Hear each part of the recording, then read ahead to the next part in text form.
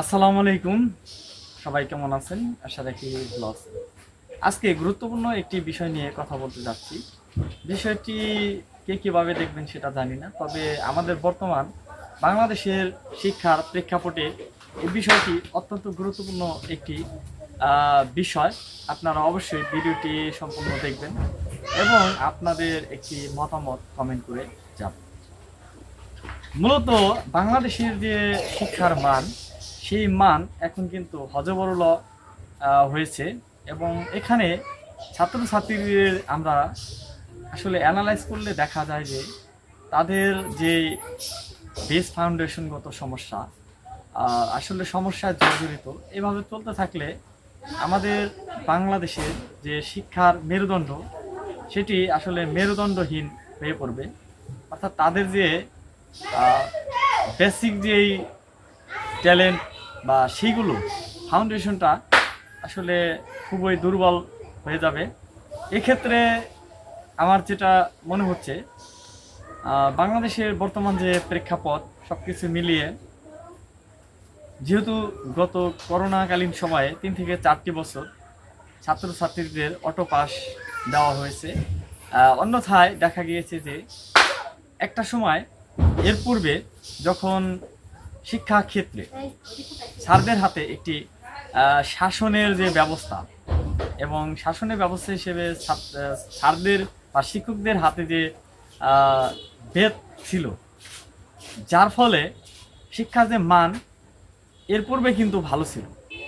কিন্তু যখনই শিক্ষকদের এই শাসনের যে একটি মাধ্যম অর্থাৎ বেদ তুলে নেওয়া হয়েছে, তারপর থেকে আমাদের সারা বাংলাদেশে শিক্ষার একটা ভরাডুবি হয়েছে।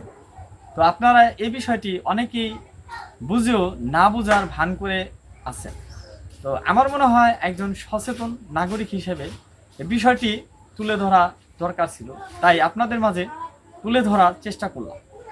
তো বিষয়টি এমন যে শিক্ষকরা যদি ছাত্রদেরকে একটি মাধ্যমের শিক্ষাদানের প্রক্রিয়া আসলে করতে পারেন এবং শিক্ষকরা ছাত্রদেরকে শেখাতে পারেন, সেটি হলো আসলে সাকসেস।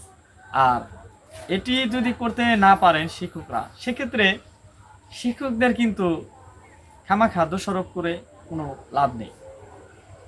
কারণ শিক্ষার যে প্রসেসিং বা প্রক্রিয়ায় একজন স্টুডেন্ট শিখতে পারবে এবং সে যা শিখবে সে অনুযায়ী কিন্তু আসলে ডেলিভারি দিবে এবং আমাদের ফিউচার অর্থাৎ আমাদের ভবিষ্যৎ প্রজন্ম, তারা কিন্তু একটা ভালো জাতিতে পরিণত হবে এবং তারা যে আমরা বলে থাকি যে আজকের শিশুরাই আগামীর ভবিষ্যৎ। তো আজকের শিশুরাই আগামীতে আমাদের দেশের ভালো কর্ণধার হবে।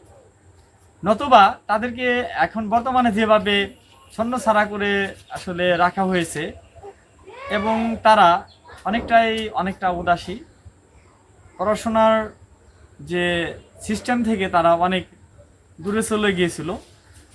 এখন আমার মনে হচ্ছে যদি শিক্ষকদের হাতে আবারও সেই বেদ তুলে দেওয়া হয়, তাহলে আবারও পড়ার পরিবেশ ফিরে আসবে এবং শিক্ষকরাও তাদের মান পূর্বের ন্যায় ফিরে পাবে এবং ছাত্রছাত্রীরাও তাদের যে পড়া যে গ্যাদার করার অর্থাৎ অ্যাচিভ করার যে প্রক্রিয়াটি, সেটি তারা খুব সহজেই করে নিতে পারবেন এবং তাদের যে ইনপুট এবং আউটপুট দুটি ভালো হবে এবং পরবর্তীতে তারা কিন্তু ফিউচার লাইফে এর একটি ভালো সুফল ভোগ করবে। তো যাই হোক বন্ধুরা, সবাই এই বিষয়ে আপনাদের ব্যক্তিগত মতামত অবশ্যই আমার সাথে প্রকাশ করবেন। ভিডিওটি ভালো লাগলে অবশ্যই সকলের মাঝে ছড়িয়ে দিবেন। সবাই আজ এ পর্যন্তই, ভালো থাকবেন। আল্লাহ হাফিজ।